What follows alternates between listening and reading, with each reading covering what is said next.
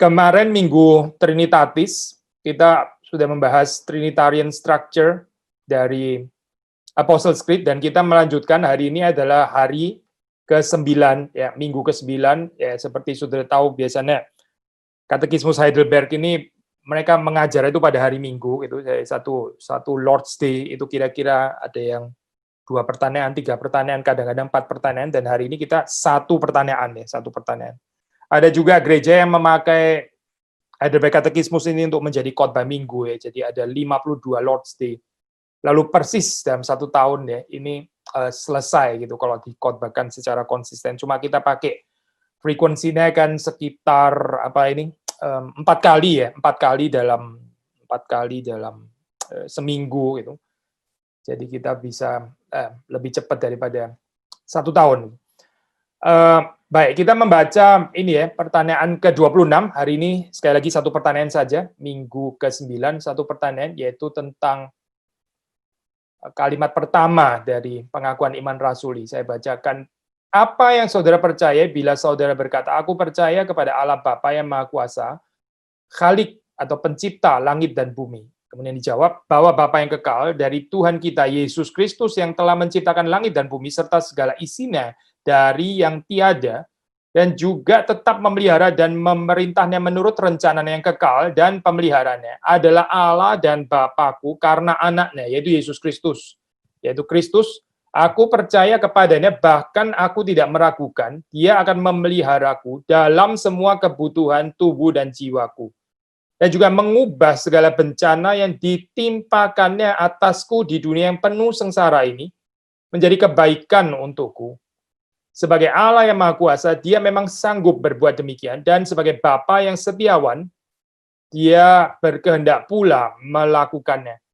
Sebelum kita membahas bagian ini lebih jauh, mari kita masuk dalam doa. Tuhan, kami bersyukur sekali lagi Engkau memberikan kepada kami kemarin kesempatan untuk bisa berhenti, beribadah kepada Tuhan, menikmati kehadiran Tuhan. Nah, hari ini pun, sekalipun ini bukan adalah hari Minggu, bukan hari perhentian kami, namun kami tetap mohon kepada Engkau supaya kami pun juga bisa enjoy your presence pada saat ini khususnya, tapi juga sepanjang hari ini, ketika kami bekerja, ketika kami melakukan tugas rumah tangga, ketika melakukan semua aktivitas yang lain, Tuhan memimpin. Dan ketika kami ingin mengawali hari ini dengan perenungan dari Katekismus Heidelberg, tolong supaya kami bisa mengerti kebenaran firman Tuhan yang disampaikan melaluinya. Berkati hamba-Mu, beri segala bijaksana, berikan cinta kasih, berikan setiap orang yang mendengarkan pada pagi hari ini, dimanapun kami berada, dan Tuhan sendiri memimpin dari awal sampai dengan akhir. Demi Yesus Kristus kami berdoa. Amin. Jadi saya seperti katekismus yang lain, ya, ini Katekismus Heidelberg pasti bukan satu-satunya, ya, itu mengacu kepada Apostles' Creed atau pengakuan iman rasuli. Bahkan kalau saudara ini, ya, membaca struktur dari Calvin Institute edisi yang pertama, itu juga sebetulnya yang dia mau lakukan apa sih, yaitu dia memberikan komentar dari pengakuan iman rasuli, tapi terus kemudian menjadi makin lama makin ini, ya, makin berkembang sampai edisi yang terakhir gitu. Nah, jadi sekali lagi saya, penulis Katekismus Heidelberg ini jelas bukan yang pertama waktu mereka menunjuk pengakuan iman rasuli. Nah, di sini waktu kita membahas di dalam pertanyaan ke-26, jadi setiap kalimat di dalam pengakuan iman rasuli itu terus kemudian diberikan komentar, ya, di dalam katekismus ini, dan ini adalah resepsi bagaimana Katekismus Heidelberg ini menafsir, ya, mengerti pengajaran yang ada di dalam pengakuan iman rasuli, ya.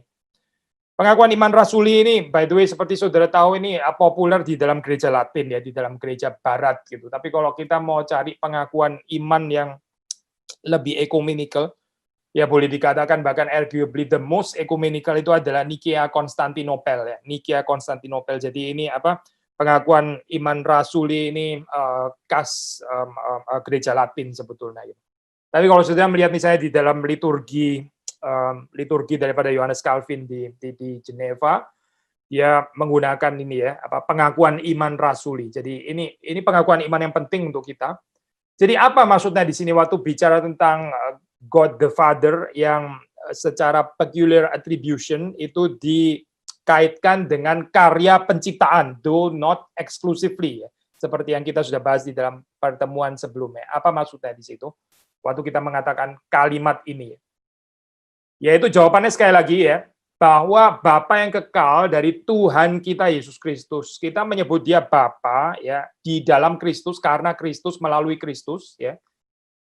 Bapa itu telah menciptakan langit dan bumi serta segala isinya dari yang tiada. Nah ini saya tradisi di dalam, saya percaya ini bukan uniquely reform lah saya dalam hal ini, maksudnya ini di dalam kepercayaan Kristen yang lain juga menerima konsep seperti ini, creatio ex nihilo ya, diciptakan dari ketiadaan ya. Apa ini artinya? Saya mau ini ya mengutip dua ayat. Satu itu yang dari Kejadian 1 ayat 1, ini ayat yang terkenal ini juga yang dikutip di dalam ini ya Heidelberg, tapi saya ada satu ayat yang saya mau baca bersama dengan saudara. Ini bukan dikutip di dalam Katekismus Heidelberg, tapi ini justru kata yang justru atau kalimat atau ayat yang justru lebih dekat sebetulnya dengan konsep creatio ex nihilo ini ya. Apa artinya waktu dikatakan di sini Bapa itu menciptakan itu ex nihilo, menciptakan langit dan bumi serta segala isinya dari ketiadaan, dari yang tiada. Tapi sebelumnya kita membaca dulu di dalam Kejadian 1 ayat 1 itu yang terkenal itu ya, ya pada mulanya begitu kan. Ini kan kitab Genesis by the way ya. Kitab Genesis itu kan kejadian ya, kejadian daripada apa, Kejadian dari dua hal. Pertama yaitu kejadian ya, permulaannya, asal mulanya bangsa Israel, dan terus kemudian juga ditarik sampai kepada ini prinsip universal, bukan cuma bangsa Israel, tapi juga the whole universe. Maka di sini Kejadian 1 ini ya, sudah membaca pada mulanya Allah menciptakan langit dan bumi ya. Saya teruskan dalam ayat kedua ya. Bumi belum berbentuk dan kosong, gelap gulita menutupi samudra raya, dan roh Allah melayang-layang di atas permukaan air. 3, berfirman Allah, jadilah terang, lalu terang itu jadi. Nah, sudah tentu saja dari perspektif ini ya, perspektif systematic theological, historical theology, dan juga tentu saja ini logis ya kalau kita percaya Allah itu pada mulanya ya hanya ada Dia gitu. Jadi ini konsep creatio ex nihilo sudah pasti adalah konsep yang sangat reasonable ya. Kita kecuali percaya selain Allah itu ada entitas lain yang juga kekal bersama dengan Allah, which itu not the case lah pasti ya. Jadi waktu kita mengatakan ya kita orang Kristen percaya creatio ex nihilo dari ketiadaan, Allah itu menciptakan segala sesuatu dari ketiadaan, pasti itu poin yang betul. Yet saya mau mengatakan kepada saudara di dalam account daripada Genesis ya, account daripada Kejadian. Bagi saudara yang mau mendengar ini lebih detail bisa cari ini ya penjelasan saya di YouTube ya, YouTube channel Sola Dei Gloria. Saudara bisa mendapatkan di situ penjelasan tentang ini ya. Kalau nggak salah judulnya itu pada mulanya ya, pada mulanya Allah menciptakan apa gitu. Itu pembahasan daripada Genesis ya, mungkin lebih detail. Saya singkat saja di sini ya. Yaitu kitab Genesis ini kalau sudah baca di dalam pasal pertama sebetulnya nggak terlalu menekankan creatio ex nihilo. Sekali lagi ya, kitab Kejadian ini sebenarnya nggak terlalu advocating atau menekankan creatio ex nihilo. Bukan nggak percaya, jangan salah mengerti saya ya. Sekali lagi ya, tadi kita mengatakan nggak mungkin sih kalau creatio ex nihilo itu dianggap sebagai sesuatu yang salah, yaitu bermasalah lah teologi kita. Tapi yang kita mau katakan secara perspektif biblical, theological, ya, itu sebenarnya Kejadian 1 lebih tertarik memberitakan, menyatakan, menceritakan bagaimana bumi itu yang belum berbentuk dan kosong, ya, formless and void, tohu wabohu itu, ya, dan gelap, ya, yang menutupi samudra raya itu. Terus kemudian dari situ ya Allah itu creating order itu. Allah itu menghadirkan keteraturan. Jadi from the chaotic power di sini ya, samudra raya itu kan chaotic power saya kalau di dalam bahasa Perjanjian Lama ya. The flood, samudra dan sebagainya ini nggak berbentuk. Terus kemudian Allah itu menghadirkan struktur di situ gitu. Ada hari pertama, hari kedua, hari ketiga dan seterusnya. Nah, maka saudara di sini melihat bahwa yang diberikan oleh Genesis itu adalah bagaimana dari chaos to order ya. Ini lebih penekanan ini lebih daripada dari ketiadaan menjadi ada. Gitu. Tetapi kalau saudara mau ayat firman Tuhan mungkin ya yang lebih mendukung creatio ex nihilo itu sebetulnya adalah dari Roma 4. Roma 4 ayat 17. Tapi menarik, Roma 4 ayat 17 pun sebetulnya juga sedang mengomentari Genesis gitu. Kita baca ya bagian ini bagian yang bagian yang penting gitu. 4 ayat 17, waktu baca firman Tuhan, sudah jangan lupa selalu baca konteksnya ya. Itu sangat menolong, kita harus mengerti ayat ini bagaimana gitu, di dalam konteks itu. Nah, ini konteks tentang Abraham. Abraham. Mirip sekali ya dengan ini ya, dengan apa? Dengan Genesis seperti tadi kita katakan ya, itu terjadinya bangsa Israel dan terjadinya langit dan bumi. Ya, itu pasal 1 terjadi langit dan bumi. Terus kemudian pasal 12 itu terjadinya bangsa Israel melalui panggilan Abraham itu. Makanya disebut kitab Genesis ya. Nah, di sini waktu Paulus mengomentari itu ya tentang teologi ciptaan ini dikaitkan sangat-sangat cocok ya, pas. Seperti kita seringkali mengatakan, ini apa penulis-penulis perjanjian baru ini bukan ngawur ya waktu kutip perjanjian lama. Kadang-kadang kita berpikir mereka seperti kayak terlalu kreatif lah, mentang-mentang mereka penulis apa itu kitab suci jadi bisa tafsir sembarang. Sebetulnya kalau saudara baca lebih teliti ya, mereka ini great Old Testament scholars in the true sense of the word. Mereka sangat mengerti teologi perjanjian lama. Mungkin kita pikir mereka kayaknya kutipnya sembarangan dan sebagainya itu ya seperti kayak sangat original, autentik dan sebagainya. Justru karena kita yang nggak ngerti teologi perjanjian lama kali sebetulnya gitu, bukan mereka yang nggak mengerti. Tapi saya baca di sini ya ayat 17. Kita membaca sebelumnya tentang Abraham ya, ayat 16 lalu 17. Seperti ada tertulis, engkau telah kutetapkan menjadi bapa banyak bangsa. Ini Abraham maksudnya. Di hadapan Allah yang kepadanya ia percaya, yaitu Allah yang menghidupkan orang mati dan yang menjadikan dengan firman-Nya apa yang tidak ada menjadi ada. Apa yang tidak ada menjadi ada. Lalu 18, sebab sekalipun tidak ada dasar untuk berharap, namun Abraham berharap juga dan percaya bahwa ia akan menjadi bapa banyak bangsa.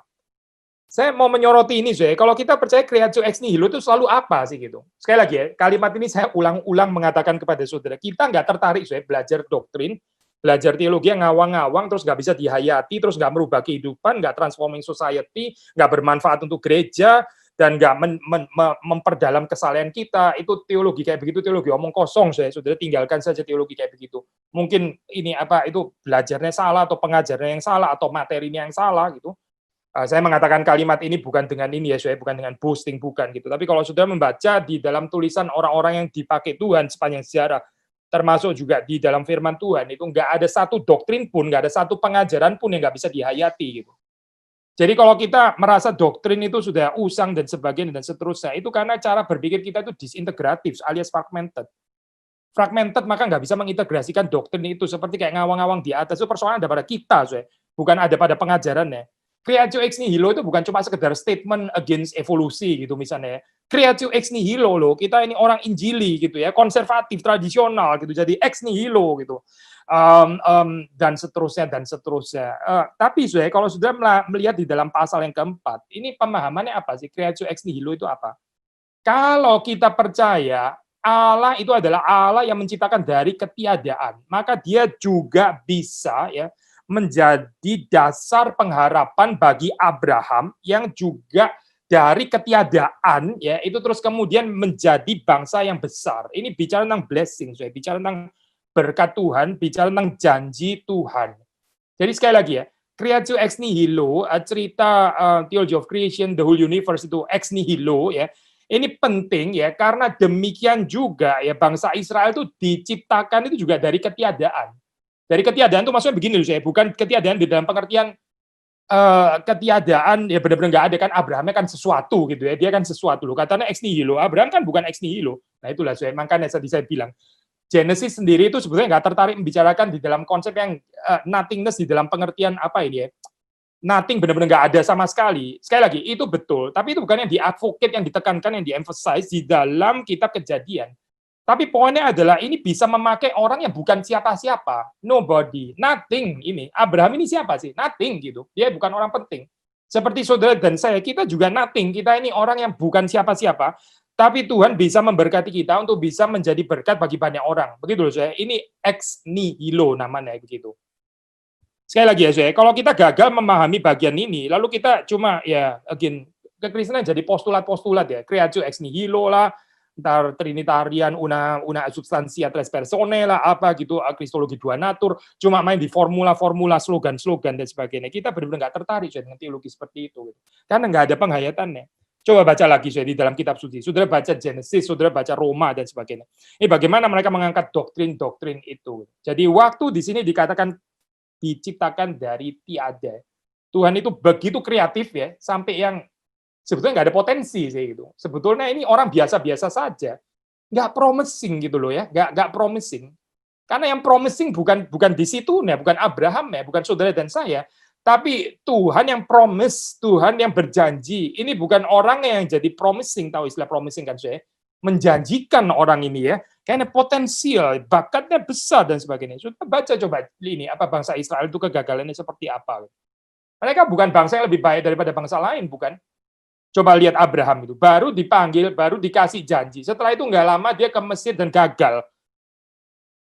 Dia menyatakan diri sebagai orang yang seperti kayak nggak beriman kepada Tuhan gitu, dipenuhi ketakutan dan egois, bahkan dia lebih memikirkan dirinya sendiri daripada Sarah. Wah kacau ya suami seperti ini gitu.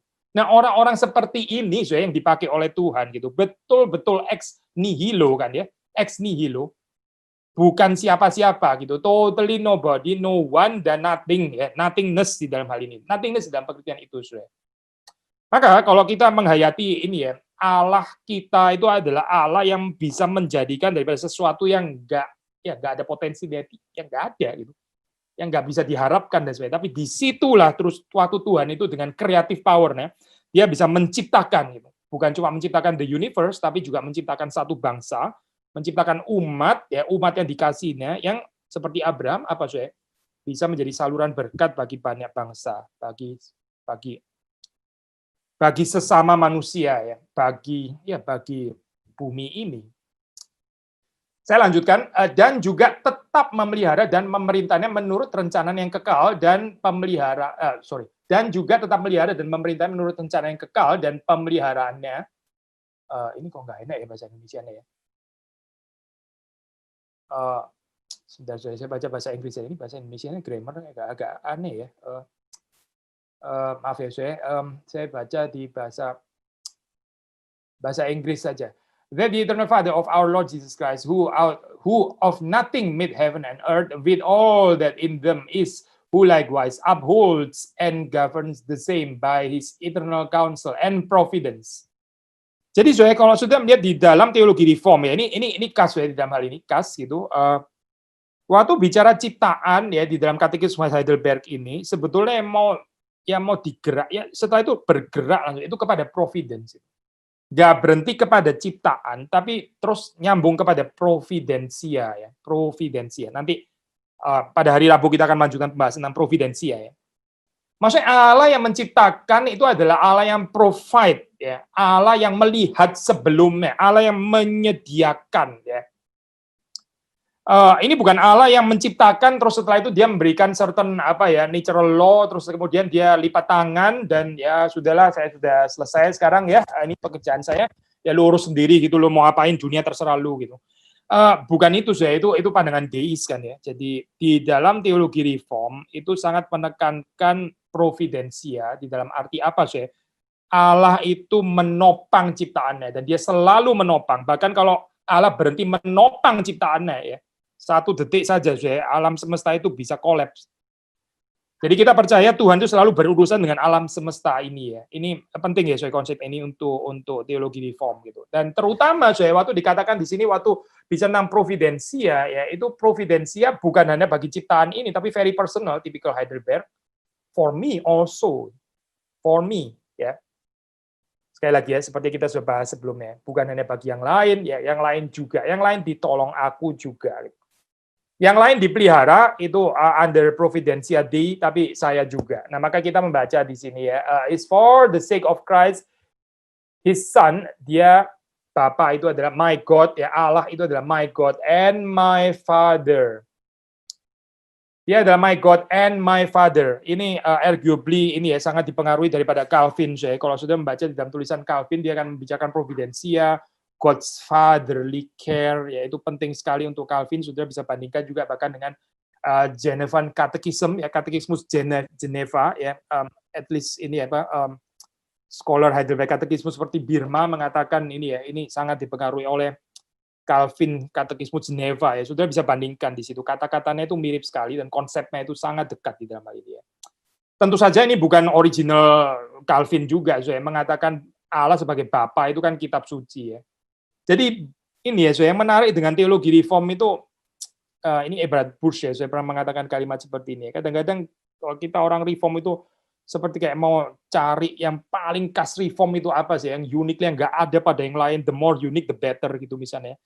Tapi Bush itu mengatakan kekuatan reform itu justru ekumenisitinya, gitu. Ekumenisitinya. Kita itu justru harus ini ya, bersyukur kalau yang diajarkan di dalam teologi reform itu so universal ya, so universal, so ecumenical, sehingga orang dari tradisi apapun itu bisa menerima. Kenapa sih? Karena ini sebetulnya adalah kitab suci gitu. Spirit reform itu seharusnya seperti ini, saya. Bukan saudara makin apa ya itu bilang makin lain, makin eksentrik, makin nggak ada pada yang lain, saudara merasa inilah yang kita harus share gitu. Terus kemudian setelah di-share masuk kepada polemik yang nggak habis-habis begitu ya. Ini loh saya gambaran seperti ini kan ya. Ini distinctively reform, yet at the same time ini sangat ecumenical saya. Apa sih di sini yang sangat particular gitu ya? Waktu mau menekankan bahwa Allah itu adalah Bapa kita gitu. Ini kan Alkitab sebetulnya gitu. Tapi saudara melihat ya, penekanan ini muncul di Calvin, ini muncul di Heidelberg Catechismus, ini muncul di dalam tulisan-tulisan Puritan dan sebagainya. Sangat-sangat ditekankan hubungan antara kita dengan Allah sebagai Bapa. Saudara jangan kecewa ya belajar teologi reform seperti yang sudah bilang. Jadi gini toh gitu. Kalau ini mah nggak usah teologi reform gitu ya. Saya mau yang ini supralapsarian gitu. Kalau perlu ultra supralapsarian, nah itu baru benar-benar reform gitu misalnya ya. Saya pikir saudara kurang mengerti gitu spiritnya reform. Reform itu nggak tertarik untuk menjadi eksentrik, saudara. Tidak gitu. Spirit reform itu mau membawa kita untuk kembali kepada firman Tuhan. That is reform gitu. Bukan semakin kita berbeda dengan semua denominasi yang lain, semakin itulah reform gitu. Bukan itu, saya bukan. Tapi membawa orang kepada kelimpahan kitab suci. Nah, tentu saja di dalam hal ini ada bagian-bagian yang kadang itu ya overlook di dalam ini ya tradisi teologi. Maka kita waktu menekankan itu seperti kayak katakanlah seperti kok sendirian gitu ya dan kurang ada kebersamaan dengan yang lain. Tapi as long as itu adalah ajaran daripada kitab suci ya itu spiritnya memang di sana. Bukan kita sengaja mencari ya apa yang ditekankan oleh teologi reform yang dari kitab suci yang semakin nggak ditekankan oleh yang lain dan sebagainya gitu ya. Bukan, tapi spiritnya itu sederhana saya. Kembali kepada kitab suci. Maka bagian ini saya sekali lagi saya balik ya.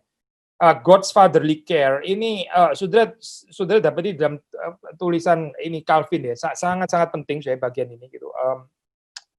Calvin bahkan mengatakan true religion, true piety, pietas yang sejati itu apa ya? Ini yaitu waktu kita itu kita melihat kita ini anak, lalu Allah itu Bapa, dan ini diwarnai dengan hubungan yang ditandai dengan satu sisi itu ada love, God's fatherly care, ya, intimacy berarti ya, dan sisi yang lain itu reverence. Sekali lagi ya, sikap hormat, reverence, dan love ya, love and reverence and love. Itu dua-duanya tercakup di dalam kata father, father. Ya, kita hubungan dengan ayah itu hubungan cinta dan hubungan hormat. Hormat nggak bisa tanpa cinta dan cinta nggak bisa tanpa hormat. Kalau hormat tanpa cinta itu berarti kita jadi ini ya melulu transcendence, mirip seperti kayak di dalam cerita prodigal son itu mirip seperti anak sulung nanti gitu. Cuma ada hormat, taat, tapi nggak ada hubungan cinta gitu. Tapi sisi yang lain kalau kita cuma ada hubungan cinta, intimacy, kasih gitu ya, jadi bisa kurang ajar seperti anak bungsu gitu, rasa diri ahli waris dan sebagainya gitu ya, tapi nggak menghormati ayahnya, nggak menghormati bapaknya. So balik lagi saya kepada ini ya yang dibicarakan di sini, ini tentang God as Father itu penting sekali di dalam tradisi reform. Yet ini bukan sesuatu yang again ini sangat dearly emphasized di dalam reform tradition. Yet ini nggak distinctively reform bagaimana kan saya? Distinctively yes di dalam pengertian ditekankan, tapi nggak distinctive di dalam pengertian ini. So universal point ini bisa di-share kepada siapa saja. Coba kita baca ini ya, baca baca Roma 8 misalnya, Roma ya, kita masih di dalam surat Roma 8, kita membaca 15-16, coba kita baca saya bagian ini. Kalau ada pertanyaan, sekali lagi sudah bisa ini ya, mulai kirim ke nomor WhatsApp tadi, hopefully ada waktu sudah. Saya baca 15-16, sebab kamu tidak menerima roh perbudakan yang membuat kamu menjadi takut lagi, tetapi kamu telah menerima roh yang menjadikan kamu anak Allah. Oleh roh itu kita berseru, ya Aba, ya Bapa. Roh itu bersaksi bersama-sama dengan roh kita bahwa kita adalah anak-anak Allah. Kalau sudah baca di dalam konteks ini ya, Roma 8, 15-16, ini jelaskan ya. Kalau dia father, berarti kita anak kan ya. Ini berarti apa saya? Ini berarti in sharp kontras polemik ya. Antitesis dengan apa? Dengan dia itu master dan saya Buddha gitu. Dan lebih jauh lagi mungkin master yang kejam gitu. Salah mengerti Tuhan. Salah mengerti Allah. Dianggap sebagai Tuhan yang kejam, terus kita ini jadi Buddha. Gitu. Coba baca lagi saya ini ya, cerita apa itu. Perumpamaan talenta yang 3 hamba. Itu ini hamba yang ketiga itu berpikir seperti itu ya. Dia nggak ada hubungan Bapa dan anak yang dia dipercaya. Nggak ada. Hubungannya itu adalah dia ini Tuhan yang kejam dan saya diperbudak. Gitu. Paranoid saya di dalam hal ini ya. Paranoid. Kalau kita menghidupi ini ya, cerita bahwa dia itu adalah Bapa ya, maka di dalam kehidupan kita ini jangan paranoid gitu, jangan paranoid. Orang-orang yang ini saya, orang-orang yang apa itu ateis dan sebagainya itu banyak paranoianya sebetulnya. Mereka cara pikir tentang Tuhan itu begitu negatif gitu ya, seperti kayak mereka dijahili atau bagaimana gitu ya. Victim mentality-nya itu tinggi sekali ya. Seperti kayak mereka tuh disakiti dan sebagainya gitu. Di mana Allah masih ada penderitaan seperti ini, victim mentality ya. Bola-balik putar di sana gitu, nggak keluar-keluar daripada teodisi dan sebagainya. Kenapa saya? Ya karena itu saya, karena nggak ada iman, nggak ada trust, yang ada itu paranoia gitu. Makanya di dalam Alkitab berkali-kali ini saya ditekankan ya, orang benar itu hidup oleh iman gitu. Kita ini dibenarkan, kita ini menjadi orang yang dibenarkan kalau kita ini hidup oleh iman, kita ada kepercayaan. Tapi kalau kita curiga melulu ya, curiga kepada orang lain, curiga kepada istri, suami, curiga anak, curiga orang tua, curiga kepada gereja, pemimpin gereja, curiga kepada presiden, curiga kepada pemerintah, curiga kepada Tuhan, semuanya dicurigain. Ya sudahlah, good luck to your life. Ini kalimat sindiran ya, saya. Good luck to your life. Nggak ada luck sih sebetulnya, nggak ada keberuntungan. Kenapa saya? Karena itu kehidupan yang sangat sengsara. Tapi kalau kita bisa belajar percaya, ya percaya dengan rendah hati, ya kehidupan kita itu akan diubahkan. Nah ini saya, hubungan antara father and son itu berarti hubungan kepercayaan. Ini hubungan trust gitu. Karena ada cinta, ada love ya. Sebaliknya hubungan kecurigaan, ketakutan kalau di sini dibilang ya, istilahnya Roma, fear. Paranoia tadi saya bilang, ketakutan, Buddha ya. Buddha itu apa kerja baik? Waktu dia itu kerja baik karena dia takut kalau dia nggak kerja baik nanti dia nggak dikasih makan bagaimana? Kalau dia dihukum bagaimana? Kalau dia nggak diberkati bagaimana gitu ya? Saya kemarin bahas ini ya, saya orang Kristen yang berpikir saya melayani Tuhan supaya kalau melayani Tuhan supaya diberkati. Ntar kalau saya nggak melayani saya nggak diberkati dan sebagainya. Itu sebenarnya bukan mentalitas anak loh, saya itu mentalitas Buddha sebetulnya. Ketakutan terhadap punishment dan expecting reward gitu ya. Coba sudah baca di dalam perumpamaan ini ya, penggarap-penggarap kebun anggur yang dipanggil oleh tuannya itu di jam-jam yang berbeda gitu. Nah, itu sudah menggambarkan ini ya, paradigmanya orang Israel terhadap Tuhan itu seperti kayak dealing dengan businessman gitu ya, dealing dengan apa ini? Ini transactional contract gitu ya, contractual relationship ya, bukan covenantal tapi contractual relationship ya, highly opportunistic, dipenuhi dengan ketakutan ya, dan self-centered dan seterusnya. Nggak menarik saya hubungan seperti ini ya. Orang yang hubungannya dengan Tuhan seperti itu ya, nanti sama orang lain juga seperti itu juga, hubungannya juga kayak begitu. Highly opportunistic, paranoia, suspicion, dan sebagainya. Waktu orang ngomong sebentar, nah ini dia mau ngomong sama saya. Jarang-jarang orang ini ngomong sama saya, perlunya apa coba? Sebentar lagi pasti pinjam uang gitu ya. Suspicion saya ini apa dipanai dengan suspicious gitu. Lihat orang lain itu belum terlalu mengenal, sudah judgmental terlebih dahulu. Kalimat judgment sudah keluar terlebih dahulu. Nggak ada cinta, saya nggak ada cinta. Lack of love di dalam hal ini ya. Maka akarnya di mana sih? Kalau menurut bagian ini, akarnya ini kita melihat Allah itu sebagai apa gitu. Kalau kita melihat Allah itu sebagai Bapa dan kita ada di dalam hubungan trust dan love itu tadi, trust and love. Lalu kita dengan orang-orang lain juga begitu. Saya bukan mengatakan kita waktu trust orang lain nggak bisa dilukai atau apa. Waktu trust orang lain bisa dibetray. Yesus sendiri dibetray. Waktu kita mengasihi orang lain kita bisa dilukai. Ya nggak apa-apa juga kan. Memang ini panggilannya kan bukan panggilan untuk dilukai. Memang kita panggilan untuk mengasihi dan tidak mengasihi memang ada resiko seperti itu. Tapi lebih berbahagia ya kita yang percaya meskipun kadang-kadang ditipu gitu ya, dibetray, tetap lebih bahagia. daripada seumur hidup suspicious, curiga-curiga, tapi nggak pernah ketipu gitu misalnya. Setiap hari mati orang seperti kayak gitu. Saya lanjutkan ya. Jadi ini akarnya apa sih? Hubungan antara kita ya dan Allah sebagai Bapa.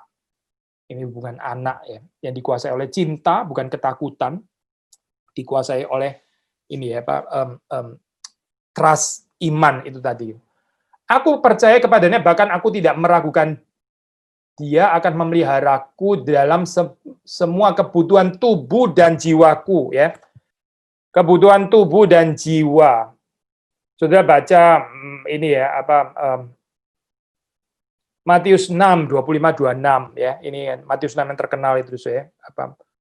Burung-burung aja dipeliharakan oleh Tuhan, bunga bakung juga dipeliharakan. Masa kan kita nggak dipelihara oleh Tuhan? Dan dipelihara itu bukan cuma kebutuhan rohani kita, tapi juga kebutuhan jasmani kita ya. Jadi di sini tubuh dan jiwa. Kita jangan terus mengkhawatirkan kebutuhan jasmani ya, itu kalau menurut Matius itu dikejar oleh orang-orang yang tidak mengenal Tuhan, bangsa-bangsa yang tidak mengenal Tuhan. Mereka terus khawatir soal urusan ini ya, jasmani gitu. Saya bingung ya, ada gereja yang ini ya, terus-menerus bicara tentang kebutuhan jasmani dan sebagainya. Itu kalau mereka baca Matius 6 jelas sekali. Itu dikejar bangsa yang tidak mengenal Tuhan, katanya Matius gitu ya. Kok malah menekankan terus kebutuhan jasmani nggak selesai-selesai ya. Seperti kayak mengajak jemaat itu menjadi bangsa yang tidak mengenal Tuhan. Gitu. Coba baca lagi, itu Pak Matius 6. Gitu. Kembalilah kepada Alkitab itu. Jangan mau ditipu sama pengajar-pengajar sialan itu.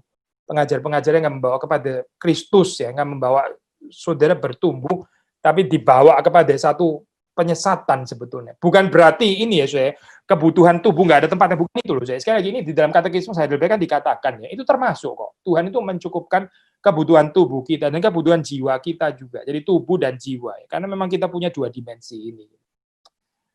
Saya lanjutkan, dan juga mengubah segala bencana yang ditimpakannya atasku di dunia yang penuh sengsara ini menjadi kebaikan untukku. Ya, Roma 8:28 yang terkenal. Saya bacakan ini ya, Pak, variasi terjemahan bahasa Inggris ya, terjemahan bahasa Inggris. Ini terjemahan agak modern. Setelah itu dia adalah my God and Father, because of Christ the Son, I trust God so much that I do not doubt He will provide whatever I need for body and soul, and will turn to my good whatever adversity He sends upon me in this sad world. In this sad world. Theological realism ya, ini nggak membicarakan begini loh, misalnya kalimatnya, dia akan provide to saya, dia itu maha kuasa, dia maha baik, sehingga dia akan meluputkan saya daripada setiap kesengsaraan gitu misalnya, sehingga meskipun dunia ini sengsara, saya sebagai orang percaya tidak akan mengalami kesengsaraan. Bukan itu loh, itu theological idealism, nggak bisa dihidupi itu. Orang Kristen nggak pernah bisa sakit kalau dia beriman. Orang Kristen kalau digigit nyamuknya yang bermasalah, dia nggak mungkin bentol gitu misalnya ya. Itu bisa dihidupi, itu apa kehidupan seperti itu nggak livable sama sekali kan ya. Kok kita nggak bisa berpikir waras ya? Maksudnya teologi yang kayak begitu tuh nggak bisa dihidupi, nggak bisa dihidupi. Coba saudara nabrak tiang gitu ya, saudara nabrak tiang terus bukan saudara yang benjol, tiangnya yang benjol. Itu masuk akal, bisa coba pakai akal sehat lah sedikit gitu. Gambaran seperti ini kan highly karikatural ya. Terus kok ada ya orang Kristen mau menghidupi teori yang kayak begini? Kalau kita beriman, kita nggak bisa sakit dan sebagainya. Ini bagaimana ya teologi kayak begini? Gagal untuk address suffering. Sekali lagi gagal untuk address suffering. Setiap kali ada suffering, ya kamu mesti beriman, kamu mesti percaya kepada Tuhan gitu dan sebagainya. Gagal address suffering berarti. Nggak bisa menjawab persoalan suffering di sini gitu. Tapi kalau saya membaca di dalam katekismus Heidelberg, sudah perhatikan ya di sini ya. Ada kalimat ini loh ya. Whatever adversity He sends upon me in this sad world. Kita orang Kristen juga hidup di dalam sad world ini memang sad world kok, bener. Ini dunia yang menyedihkan, ini dunia yang sengsara memang gitu. Dan orang Kristen juga mengalami ini juga sama seperti yang lain. Tetapi bedanya, kita percaya bahwa segala sesuatu yang terjadi itu ya, menurut Roma 8 ayat 28, bagi kita yang mengasihi Tuhan, itu mendatangkan kebaikan. Saya baca ya, kita tahu sekarang bahwa Allah itu bekerja dalam segala sesuatu untuk mendatangkan kebaikan bagi mereka yang mengasihi Dia, yaitu bagi mereka yang terpanggil sesuai dengan rencana Allah. Nah, sekarang pertanyaannya, apa itu kebaikannya? Kan pertanyaan di situ kan ya. Allah turut bekerja dalam segala sesuatu untuk mendatangkan kebaikan. Oh, gini loh, ini saya itu mau beli properti ya gitu ya, mau beli properti terus kemudian akhirnya orang itu sudah janji sudah kita setuju harganya ya akhirnya luput. Wah, kurang ajar orang itu. Saya mengalami adversity di dalam kehidupan, ini kesengsaraan, this sad world gitu kan ya. Tetapi ya bersyukur kepada Tuhan, akhirnya saya dapat deal lebih bagus, lebih murah, lebih gede lagi rumahnya gitu. Maka segala sesuatu ini ya terjadi untuk kebaikan ya bagi umat Tuhan. Itu saya maksudnya. Pasti bukan itu maksudnya. Itu cara pikir yang ngawur. Kalau saudara membaca di dalam Roma 8, kebaikan itu adalah, kalau saudara lanjutkan ya, 29, ya bicarakan semacam ordo salutis gitu ya, tanda kutip. Sebab semua orang yang dipilih ini dari semula, mereka juga ditentukannya dari semula untuk menjadi serupa dengan gambaran anaknya. Supaya ia anaknya itu menjadi yang sulung di antara banyak saudara. Apa itu kebaikan? Menjadi serupa dengan Kristus. Saudara tertarik nggak dengan kebaikan ini? Atau saudara kecewa? Kalau saudara kecewa, ya mungkin saudara bukan orang Kristen. Kalau saudara lebih tertarik, lebih ada resonans dengan cerita properti itu tadi, gitu, kayaknya saudara bukan orang Kristen. Kebaikan menurut Paulus di sini adalah keserupaan dengan Kristus. Jadi Tuhan itu akan mengatur demikian rupa ya hal yang terjadi dalam kehidupan kita. Kalau kita mencintai Tuhan, Tuhan akan menjadikan itu untuk membuat kita itu semakin Christ-like. Dan itu saya kebaikan dimaksud di sini itu adalah itu gitu. Union with Christ. Inilah saya konsep sorganya kita gitu. Perfect union with Christ atau union with God in Christ, boleh juga kita mengatakan kalimat seperti itu ya. Semakin seperti Kristus ya. Kebaikan ini saya yang dijanjikan oleh firman Tuhan. Harap Tuhan memberikan kepada kita anugerahnya sehingga kita semakin hari semakin tertarik ya dengan keserupaan dengan Kristus ini. Jadi kita di dalam dunia yang sad ini ya, di dalam dunia yang ada penderitaan, ada sakit penyakit, ada sampar, ada wabah dan sebagainya.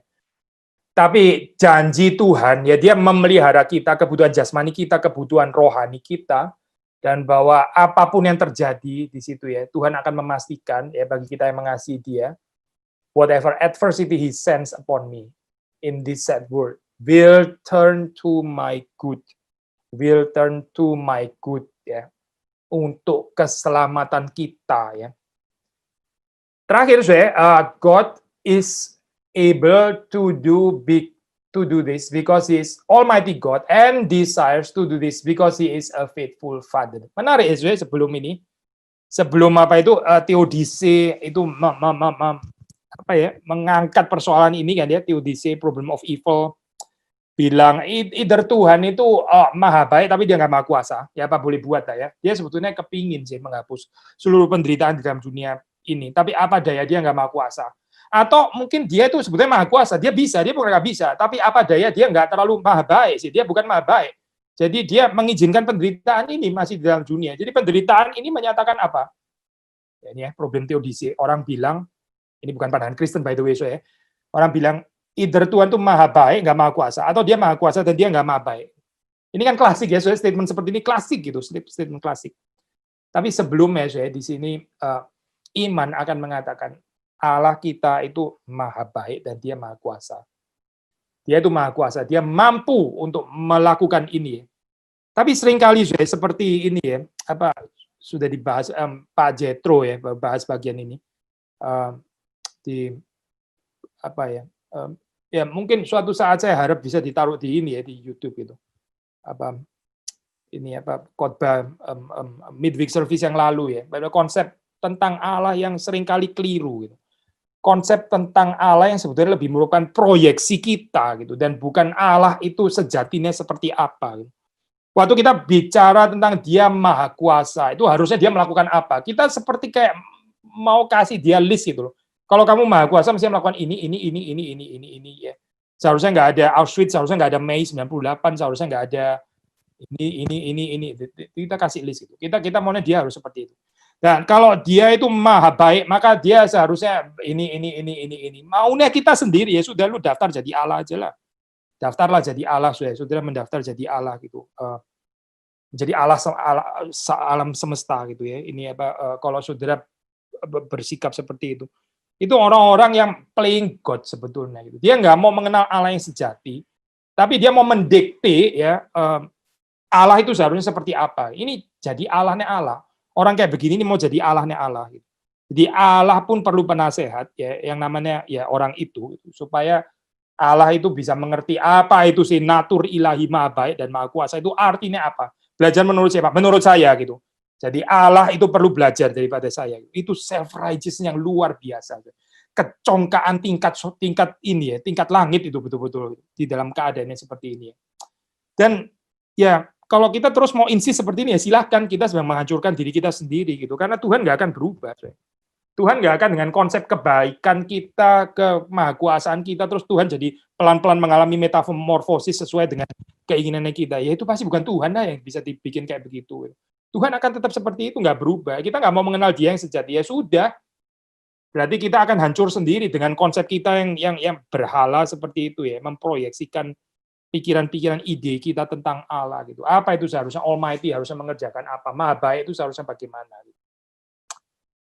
Maha baik, Tuhan itu maha baik. Iya, Tuhan baik. Tuhan itu baik di dalam hal apa? Ini saya, dia will turn to my good ya. Everything itu will turn to my good. Tapi apa goodnya saya? Goodnya apa? Goodnya saya sama goodnya Tuhan bisa lain. Goodnya saya mungkin tadi dapat properti lebih murah itu tadi. Gitu. Misalnya nggak kena COVID, itu goodnya saya mungkin. Gitu. Goodnya saya adalah saya nggak. Ini kalau boleh sih apa itu kena flu sih 1 kali aja dalam 7 tahun. Itu goodnya saya. Tapi goodnya Tuhan itu lain. Gitu. Goodnya Tuhan adalah dia memastikan bagaimana saudara dan saya itu hari demi hari itu menjadi semakin menyerupai Kristus. Goalnya Tuhan itu ada di sana. Kalau dia baik, itu dia mau memastikan itu terjadi di dalam kehidupan umatnya. Kadang saya untuk memastikan itu terjadi, ada saatnya itu sarana yang dipakai lebih baik adalah melalui sakit penyakit, melalui keadaan sampar, melalui keadaan wabah. Tapi dia bisa memastikan kita akan semakin menyerupai Kristus. Tapi ada saatnya juga kita semakin menyerupai Kristus waktu kita berkelimpahan di dalam berkat materi misalnya. Bisa juga, itu juga bisa dipakai sarana untuk membawa kita semakin menyerupai Kristus. Sarananya nggak mutlak, sarananya nggak mutlak. Bisa di atas, bisa di bawah, bisa kesehatan, bisa keadaan sakit. Nggak mutlak, sarana itu akan dipakai oleh Tuhan. Tapi yang mutlak itu adalah Tuhan tuh mau mengejar bagaimana kita itu semakin menjadi menyerupai Kristus. Nah inilah saya kebaikan yang dijanjikan Tuhan. Dan Tuhan itu maha kuasa enough untuk menjadikan ini terjadi. Ya, kiranya kita dikuatkan, kiranya kita dikembalikan kepada konsep yang benar. Ya, waktu kita bicara Allah itu adalah my God, my Father, itu apa artinya?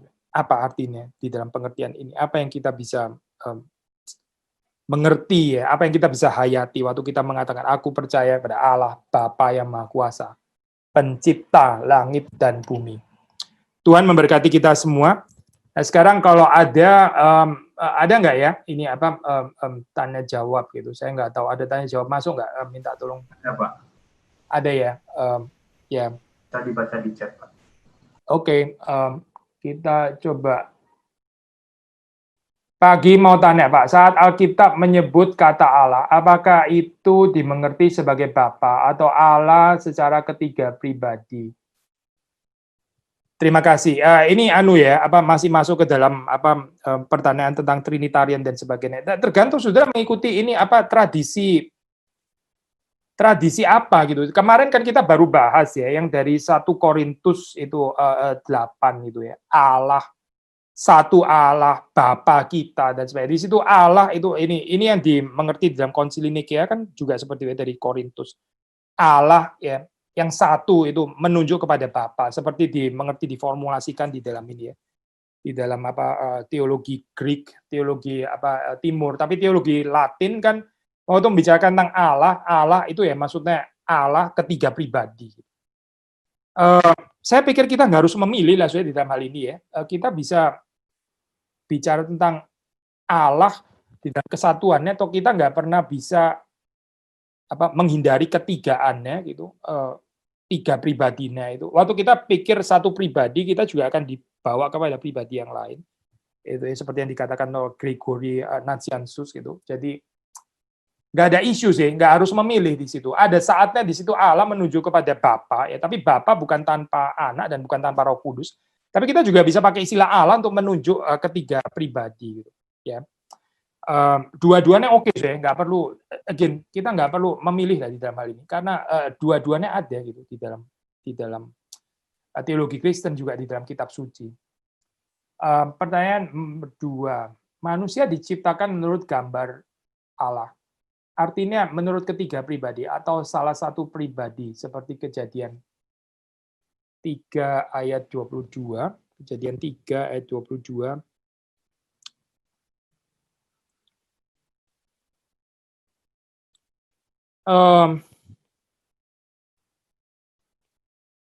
Berfirmanlah Tuhan Allah, sesungguhnya manusia itu telah menjadi seperti salah satu dari kita, tahu tentang yang baik dan yang jahat, maka sekarang jangan sampai yang mengulurkan tangannya dan mengambil pula.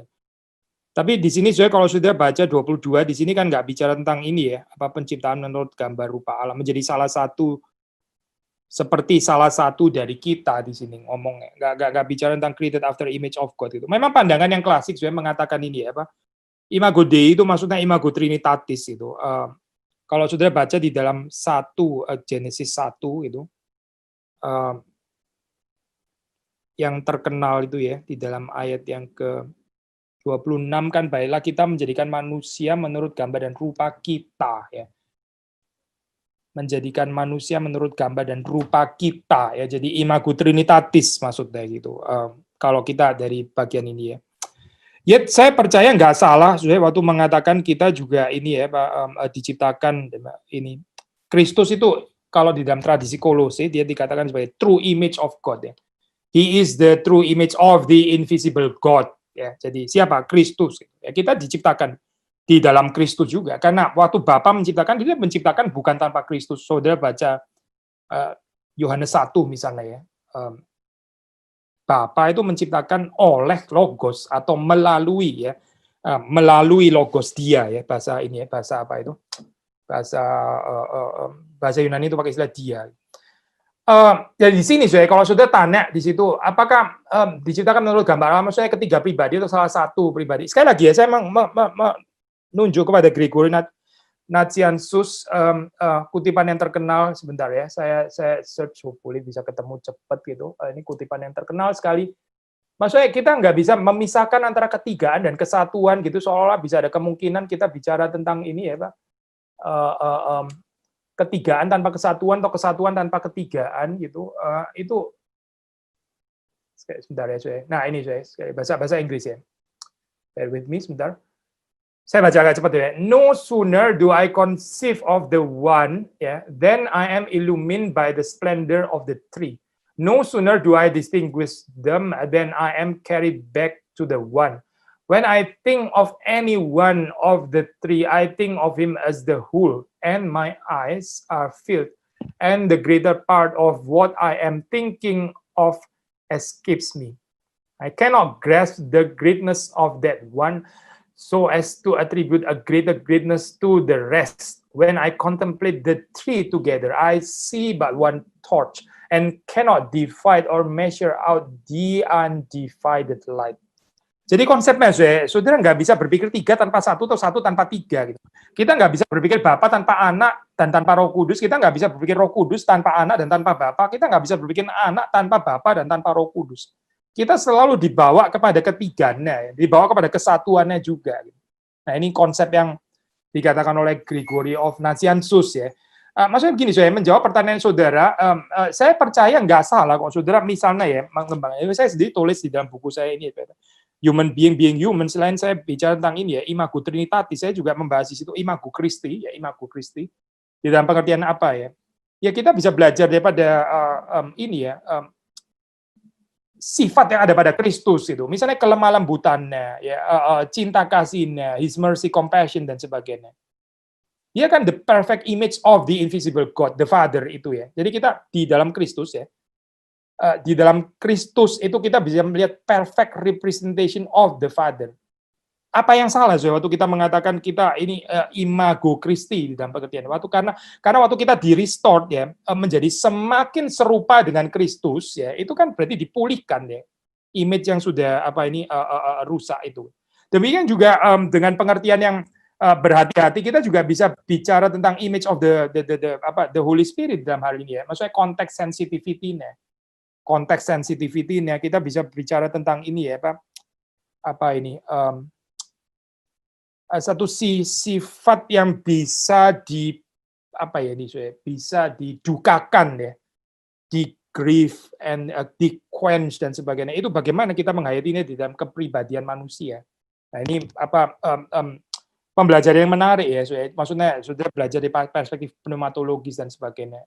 Karena waktu kita mengatakan imago trinitatis ya, itu kan 3 pribadi. Meskipun kita nggak bisa bicara 3 pribadi, waktu kita bicara 1 pribadi, terus kita pakai exclusively. Sekali lagi ya, Heidelberg Catechism kan sudah mengingatkan kita, despite kita bilang the Father creation, the Son redemption, the Holy Spirit sanctification, tapi kita nggak pernah mengerti peculiar attribution itu dalam pengertian eksklusif ya, bukan dalam pengertian eksklusif.